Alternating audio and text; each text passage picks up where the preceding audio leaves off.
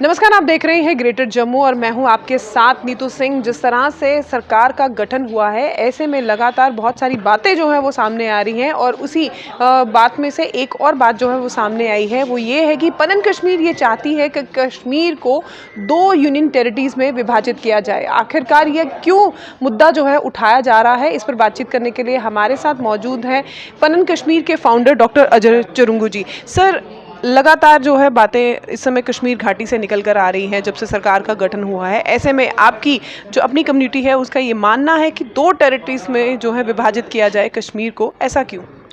देखिए, अगर अलगाववाद का संपूर्ण रूप से निराकरण करना है और पान इस्लामिक जो राजनीति वहाँ पे चल रही है, सांप्रदायिक राजनीति, इसका अगर आपको डिफीट करना है, तो जो जम्मू कश्मीर का पुनर्गठन हुआ है, ये अभी आधा पुनर्गठन हुआ है। एक नए इस पुनर्गठन को पूर्ण करना है और कश्मीर घाटी को विभाजन करना एक अनिवार्यता बनी है।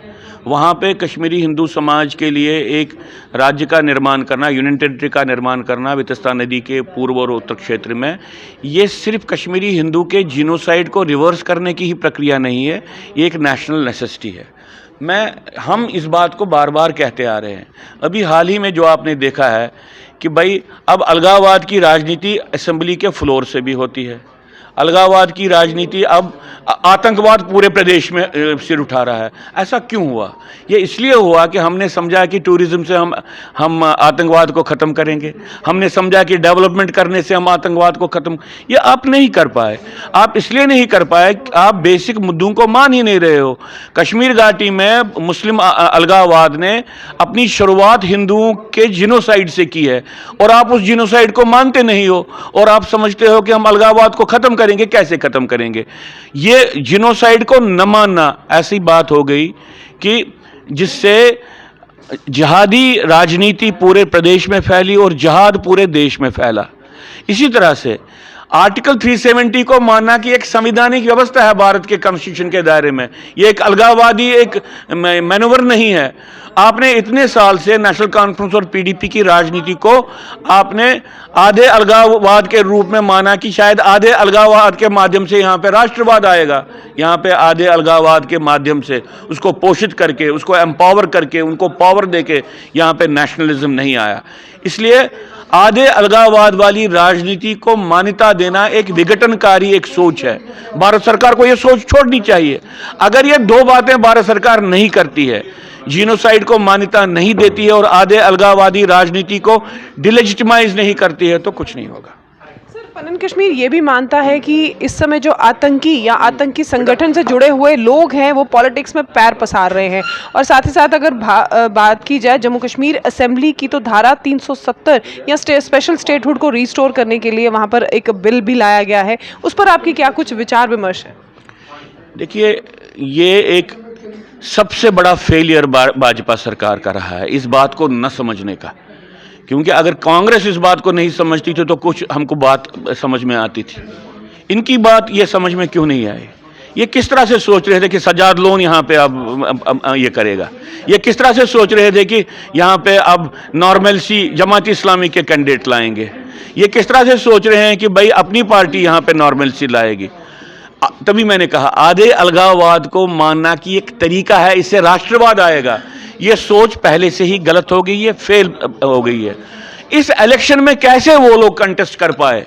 उनको क्यों नहीं रोका गया जिन्होंने इस इलेक्शन में अलगाववाद की वहां पर प्रचार किया? तो शुरुआत वहां से हो गई। आपने इलेक्शन में अलगाववादियों को कहा पार्टिसिपेट करो, अब वो अलगाववादी असेंबली के फ्लोर से भी अलगाववाद चला रहे हैं। आप क्या करेंगे?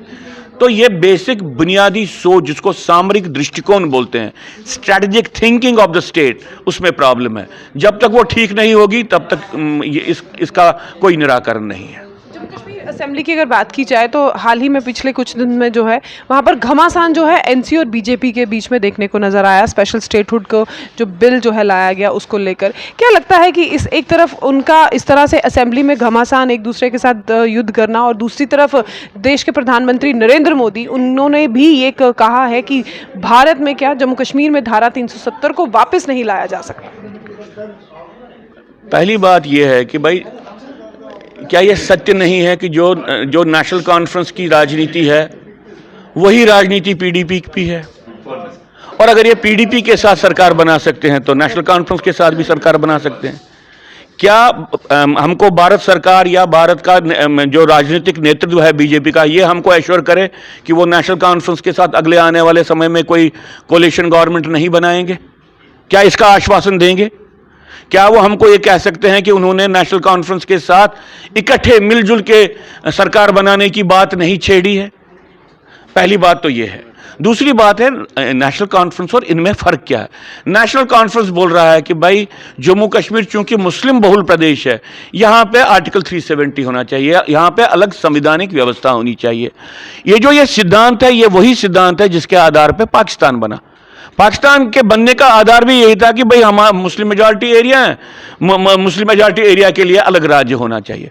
तो धारा 370 की राजनीति भारत की ही धरती पे पाकिस्तान बनाने की राजनीति है, पाकिस्तान चलाने की राजनीति है, भारत के संविधान के संरक्षण में और भारत के रिसोर्सेज से। इस बात को भाजपा ने अभी तक क्यों नहीं कहा? भाजपा क्यों कहती है इसे डेवलपमेंट नहीं होगी, टेररिज्म नहीं होगी? ये एक वैचारिक है, it's negation of Indian nationhood, it's negation of Indian secularism.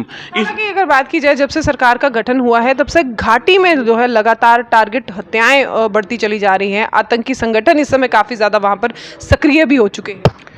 हम कितनी बार आपके सामने मैंने कहा कि जो ये टेररिज्म है ये एक टैक्टिकल लेवल पे अपने आप को, इस वक्त उन्होंने कहा कि आप उद्घोषणा करो, हम हर जगह है।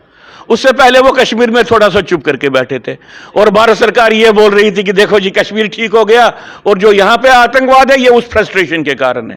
अभी आपको समझ में आ गया ये कोई फ्रस्ट्रेशन नहीं थी, ये टेररिस्ट जो था एक स्ट्रैटेजी थी, उनका एक टैक्टिक था। अब तो इस बात को समझें। देखिए हम नेशनल कॉन्फ्रेंस के साथ बाद में शिकायत करेंगे, उनको बाद में क्रिटिसाइज करेंगे, पहले तो इनको बोल रहे हैं अपनी सोच ठीक करो। ये अपनी सोच ठीक करने के लिए तैयार नहीं है। आखिरी सवाल आपसे रहेगा कि डॉक्टर फारूक अब्दुल्ला, उनका ये बयान आता है जिसमें उनका ये कहना है कि जब से एनसी की सरकार बनी है तब से ही जो है कुछ ऐसी एजेंसीज हैं जो बार बार नेशनल कॉन्फ्रेंस को किसी ना किसी तरीके से हर्ट करने की या उनकी इच्छाओं को जो है या उनके लिए कुछ इस तरह का कर रही है ताकि यहाँ पर जो है घाटी में जो टारगेट किलिंग हो रही है उसका श्रेय जो है एनसी को जाए। वो ये क्यों नहीं समझते हैं कि उनके आने के कारण टेररिस्ट को ये मैसेज मिली कि अब आपकी अपनी सरकार आई, आपकी अपनी सरकार आई, अब आपको जो करना है कीजिए। देखिए फारूक अब्दुल्ला जम्मू कश्मीर में बहुत समय से जिस तरीके की राजनीति कर रहे हैं वो एक दोगली राजनीति है। अलगाववाद को भी पोषित करना और कहीं पे ये दम भरना कि मैं ही एक राष्ट्रवादी हूँ, ये बात कहना कि उनको डिस्टेबलाइज करने की बात है। वो इस बात से नकारना है कि उनसे पहले, उनके आने से पहले यहाँ पे जम्मू में एक महीने के एनकाउंटर हुए, उससे पहले कोई नॉर्मलसी नहीं थी। इस बात को नहीं मानना कि आतंकवाद कश्मीरी मुसलमान के गर्भ के बीच में से निकल रहा है, वो तो अपने लिए भी घातक होगा। अगर वो कहते हैं कि कश्मीर में शांति लानी है और इस बात को नहीं मानते हैं कि कश्मीर घाटी में आतंकवाद की जड़ें डीप हैं सोसाइटी में, तो वो एक खुदकुशी वाली बात होगी। चूंकि आतंकवाद की राजनीति के साथ उनका कहीं पे लगता है कि उसके साथ उसका मिलन होता है, उनको लगता है कि उनका अलगाववाद और इनका अलगाववाद कहीं पे मिलता है, इसलिए ये बातें की जा रही हैं। कहने की कोशिश की जा रही है कि भाई ये आतंकवाद भारत का स्पॉन्सर्ड आतंकवाद है। जिस तरह से 9/11 के बारे में लोगों ने कहा कि भाई 9/11 ज्यूज ने खुद किया, तो इस तरीके की सोच ये एक पान इस्लामिक सोच का ही एक हिस्सा है, क्योंकि नॉर्मली ऐसी जस्टिफिकेशंस पान इस्लामिक लीडर्स दे रहे हैं। फारूक अब्दुल्ला तो अपने आप को एक सेकुलर लीडर बोलते हैं, उनको तो ऐसी जस्टिफिकेशंस नहीं देनी। मैं बीजेपी का, हमने कभी भी ये नहीं माना कि नॉर्मलसी हो गई है।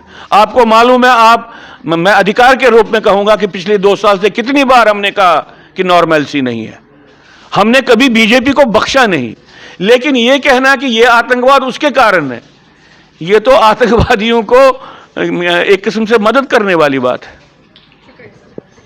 तो जैसे कि आपने सुना, पनन कश्मीर जो बार बार ये दम भरता है और आज भी उनका ये कहना है कि जिस तरह से आतंकी जो है इस समय घाटी में सक्रिय हो चुके हैं और ऐसे में आतंकी संगठन के माध्यम से जो है वो अब पॉलिटिक्स में एंटर कर रहे हैं, जिसको लेकर इस समय जो केंद्र में सरकार है उससे इस पर संज्ञान लेना होगा। आपकी क्या कुछ राय है? अपनी कमेंट सेक्शन में राय रखिएगा। तब तक के लिए मुझे दीजिए इजाजत। कैमरामैन अजय जाडू के साथ मैं नीतू सिंह, ग्रेटर जम्मू के लिए। धन्यवाद।